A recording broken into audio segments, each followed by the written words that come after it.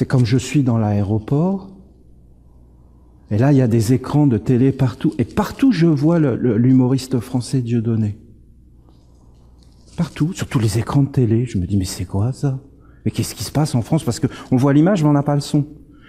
Et puis après je vois sur les journaux, dans les aéroports, les journaux, je vois la tête de Dieudonné sur les premières pages. Mais c'est énorme. Partout, on en parle partout. J'arrive en France, tout le monde en parle, Dieudonné, qui est un grand artiste. Et alors là, il y a une histoire de quenelle qui va jusque-là même. Hein. Un signe. Ça passe même en Angleterre. Il a été interdit du territoire anglais à cause d'un signe. Alors c'est des trucs antisémites. C'est un gros délit. Mais quand les hommes vont se réveiller sur les vrais problèmes de la société, et tu peux même plus sortir une vanne ou une blague, ça devient quelque chose parce que tu vas toucher. Mais c'est des épouvantails. Je dis pas que Dieudonné est un épouvantail, c'est un artiste, c'est tout. Et en fin de compte, mais ça devient, et toi t'arrives, tu sors de ta forêt, t'as pas eu le temps vraiment de te mettre aux normes, hein. Tu sors de ta forêt, t'étais avec les ours à manger du miel, enfin normal. Et voilà, t'arrives et tu vois tout ça, tu te le prends, mais tu te dis, il y a un vrai problème. Et tout le monde est dedans. Et les journalistes, ils ne parlent que de ça. Et tout. Mais moi, je l'ai subi, alors je sais ce que c'est, tout ce monde faux, hein.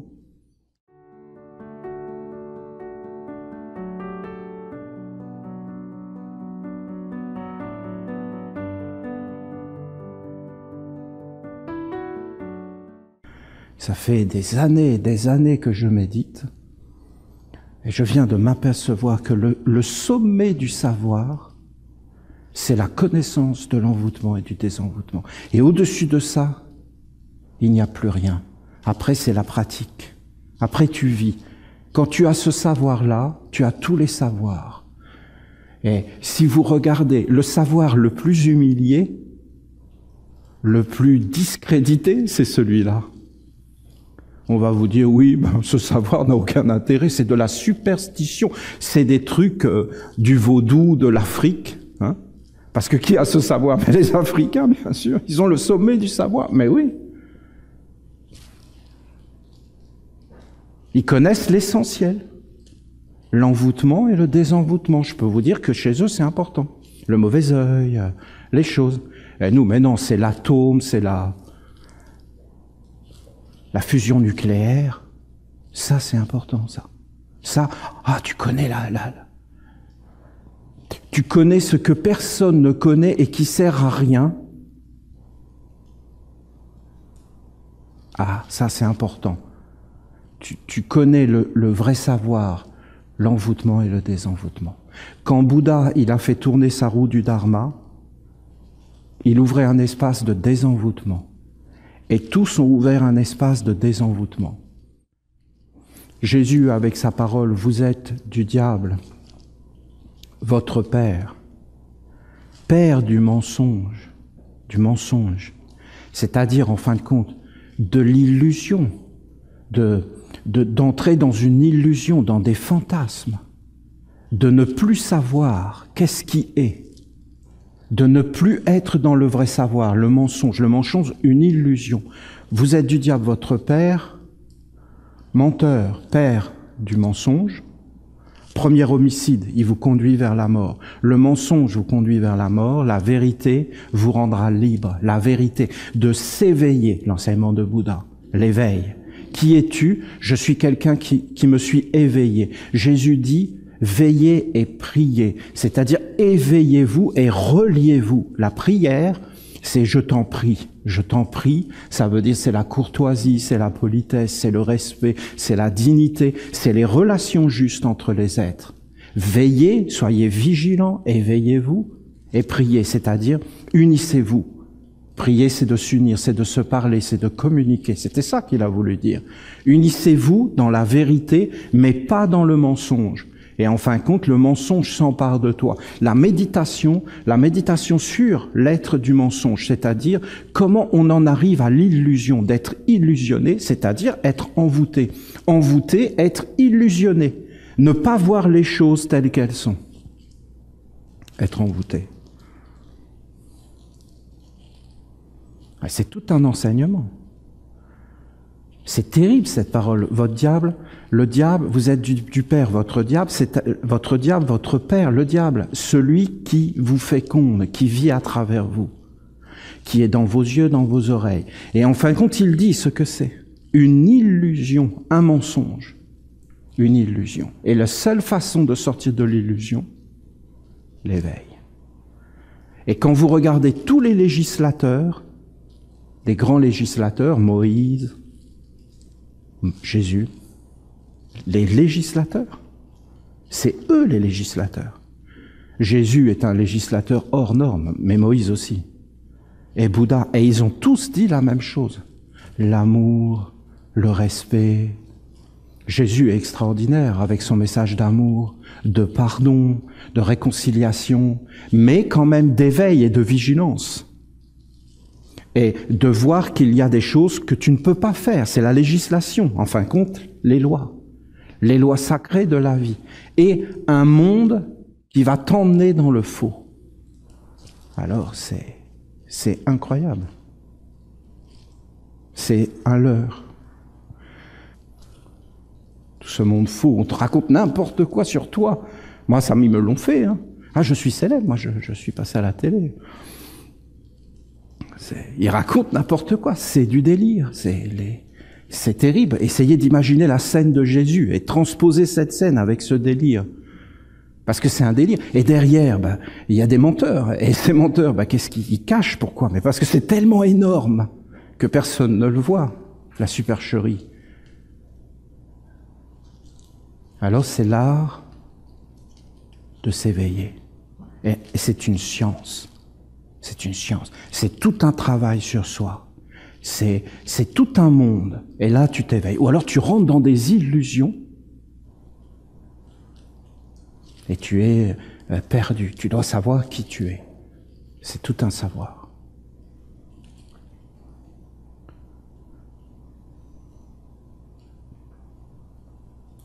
Je vous lis un psaume de l'Archange, très surprenant.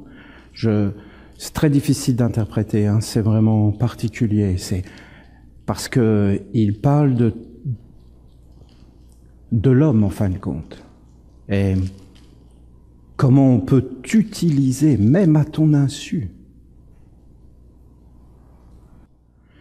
Lorsqu'un homme en arrive à l'état d'envoûtement total, il ne plonge plus dans le rayon de son être véritable. Il est dans une illusion de lui-même.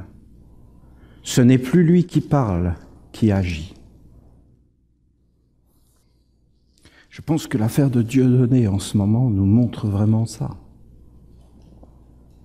Vous savez, chez les Amérindiens, il y avait des sages qui devaient enseigner. Et des hommes médecine. Parce que pour les Amérindiens, la médecine, c'était beaucoup de choses. C'était pas que prendre un médicament ou c'était pas que le corps. Et l'humour était une thérapie. C'est-à-dire qu'il y avait des hommes qui étaient des sages, des enseignants, et qui, en faisant rire, amenaient une thérapie. Et on pouvait faire passer des choses par l'humour qu'on ne pouvait pas faire passer autrement. Quand un humoriste devient à ce point-là quelque chose d'un tel délire, alors que cet humoriste est comme un sage qui fait passer un message, mais le message fait tellement mal que même par l'humour, ça ne passe plus, et qu'il y a quelque chose qui ne va pas, eh bien, ça te montre ça, c'est un envoûtement. Quand on parle de mettre cet humoriste sur le mur et de le fusiller, parce qu'il y a plein de façons de fusiller. Quand un appareil d'État devient une façon de s'acharner contre un homme, parce que cet homme dit des choses de la sagesse, de t'éveiller, et qu'on ne peut plus se parler sans se détester, qu'on perd le sens de l'humour, que ça devient tellement sérieux, qu'il n'y a plus de place pour rire, pour se parler, pour être ensemble, et qu'on va rentrer dans des méchancetés, on est complètement envoûté. On a perdu le sens des réalités. C'est valable pour un individu, c'est valable pour un peuple, une nation. Et le méchant, c'est pas forcément celui qu'on croit. C'est ça l'illusion. C'est pas celui qu'on croit. L'envoûtement, le délire, l'hallucination, que tu ne sais même pas que tu es dedans, l'art de l'éveil.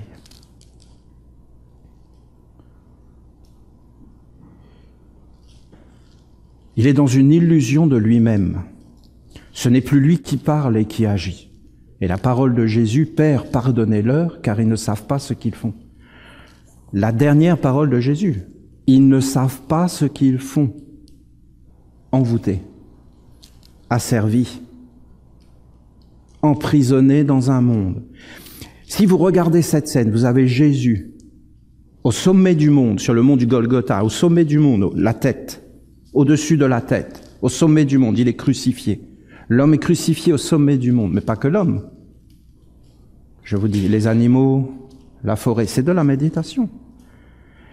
Qu'est-ce qu'ils font à Jésus? Ils lui mettent des clous, ils l'épinglent, ils l'envoûtent. Ils forment un envoûtement sur une image. Pilate le dit, il dit, voici l'homme. Et l'homme, voilà ce qu'on en fait. On l'a servi. On le dégrade. Il est fils de Dieu. Voilà ce qu'on fait au fils de Dieu. Et vous avez toute la foule qui est là et qui applaudit. Tuez-le. Pourquoi? Parce qu'en fin de compte, on va avoir on veut avoir la bénédiction du sang. Vous l'avez avec Michael Jackson. Vous l'avez avec tout un tas d'êtres. On les élève comme des dieux et après on les crucifie, on les anéantit, on cherche la faiblesse, le détail et en fin de compte on les tue. Et vous avez là le délire total. Et Jésus, au sommet de sa croix, il est la poupée. Il dit, Père, pardonne-leur. Ils ne savent pas ce qu'ils font. Ils sont envoûtés. Ils ont perdu le sens de la vie. Mais ils ne sont plus avec le rayon. Il est dépossédé de son âme, de sa destinée, de son individualité divine, usurpé, possédé par un monde qui pense, sent, veut en lui et lui dit ce qu'il doit faire.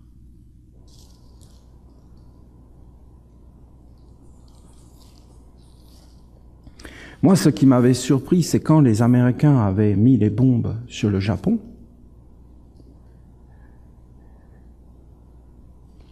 Eh bien, après, il y avait des gens qui allaient voir, des professionnels, des spécialistes. C'était interdit par l'État de parler qu'il y avait des radiations, des conséquences à ce qu'ils avaient fait. Tu ne pouvais pas en parler? Personne n'en parlait. Tout le monde savait, mais personne ne le disait. Vous avez un envoûtement, un refus de s'éveiller, de regarder, de se poser. Il y a des intérêts cachés. Qu'est-ce que l'homme là-dedans? Il fait exactement ce qu'on lui dit. Il va même croire, il va être convaincu. C'est comme cette histoire de 11 septembre.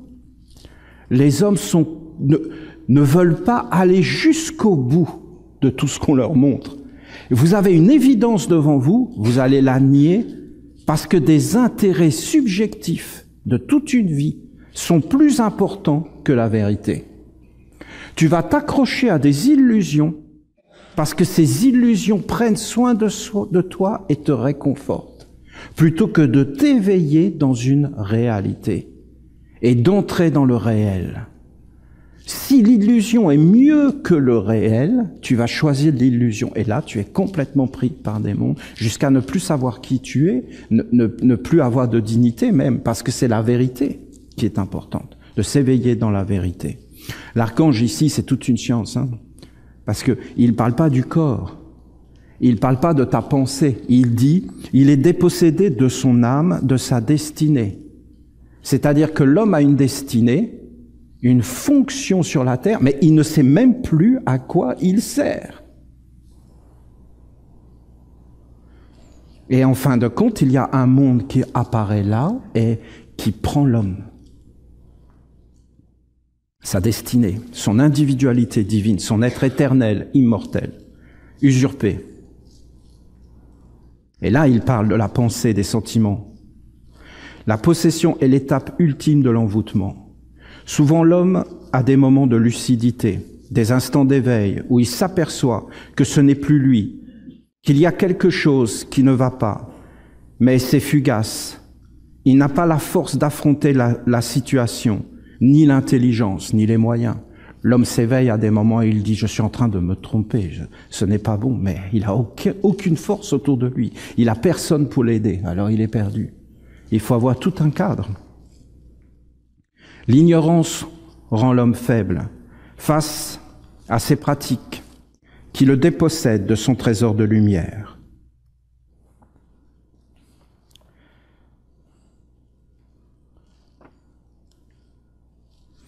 À de rares moments, il s'aperçoit qu'il rêve sa vie et qu'un monde s'est emparé de lui pour vivre à sa place. Alors il perçoit les conséquences de cet envoûtement. Se protéger d'une telle pratique néfaste est nécessaire. À partir du moment où l'homme perd la connaissance de son être éternel et de son lien avec Dieu, il entre dans la faiblesse et menace à chaque instant de se faire voler le trésor de son âme et de sa destinée de lumière. C'est le savoir et la bonne éducation qui vous protégera. Ce n'est pas parce que l'homme a un corps physique qu'il ne doit vivre que pour le corps. Le corps pousse l'homme à être profondément matérialiste et pourtant, ils ne sont pas objectifs. Tout ce qu'il voit, qu'il touche, sont avant tout des images et des sensations intérieures subjectives. Rares sont les hommes objectifs. La plupart du temps, l'homme ne regarde pas le monde comme il est, mais il prend uniquement en compte ce que cela va éveiller en lui. L'homme se préoccupe du goût, de la sensation, du sentiment qu'il va vivre et les images qui vont apparaître. Il est subjectivement dans la matière et immatériellement dans l'esprit. C'est-à-dire, qu'est-ce que veut dire l'archange? C'est qu'en réalité, nous sommes dans le côté objectif totalement subjectif. Totalement subjectif. Nous n'arrivons pas à voir les choses comme elles sont, objectivement. Nous avons un corps objectif et nous vivons pour le corps, mais nous vivons pour le corps d'une façon totalement subjective. C'est-à-dire que nous nous faisons des idées, des croyances, des sensations, des rêves. Nous avons des concepts inconscients sur les choses. Nous n'avons pas éveillé les forces. Et dans l'esprit, nous sommes immatériels, nous sommes inexistants.